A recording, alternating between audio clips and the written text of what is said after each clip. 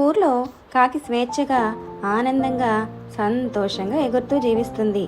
ఒకరోజు హంసను చూసి దగ్గరకు వెళ్ళి, తెల్లగా ఎంత అందంగా ఉన్నావో, నీవు చాలా అదృష్టవంతురాలివి అని పొగిడింది. దానికి హంస, నాకంటే అదృష్టవంతురాలు చిలుక, 2 రంగులతో ఇంకా అందంగా ఉంటుంది.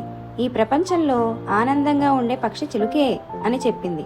కాకి చిలుక దగ్గరకు పోయి, ఆకుపచ్చని రంగుతో అందంగా ఆనందంగా ఉన్న పక్షి నీవే కదూ అని అడిగింది. దానికి చిలుక ఒప్పుకోక, నాకంటే నెమలి చాలా రంగులతో ఇంకా అందంగా ఆనందంగా నాట్యం చేస్తూ ఉంటుంది అని చెప్పింది. కాకి జూలో ఉన్న నెమలిని చూడ్డానికి వెళ్ళింది. దానిని చూస్తూ పిల్లలు పెద్దలు కేరింతలు కొడుతూ ఉన్నారు. నెమలి, నీవు ఎంత అందంగా ఉన్నావో, నిన్ను చూడ్డానికి వేలాది మంది వస్తున్నారు, అదృష్టవంతురాలివి అంటూ పొగిడింది. దానికి నెమలి, నేను కూడా అందంగా ఉన్నానని చాలా మురిసిపోయాను.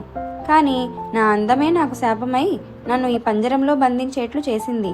నిజానికి కాకివి నీవే అదృష్టవంతురాలివి, హాయిగా స్వేచ్ఛగా ఎక్కడైనా తిరగలవు అంటూ చెప్పింది. సరిగ్గా అదే మనం కూడా ఇతరులతో పోల్చుకుని చూసుకుంటూ ఉంటాం. మన ప్రతిభలను, శక్తి సామర్థ్యాలను, తెలివితేటలను గుర్తించం, పరిగణలోకి తీసుకోం. అనవసరపు పోలికలతో మనల్ని మనం కించపరుచుకుంటూ ఉంటాం.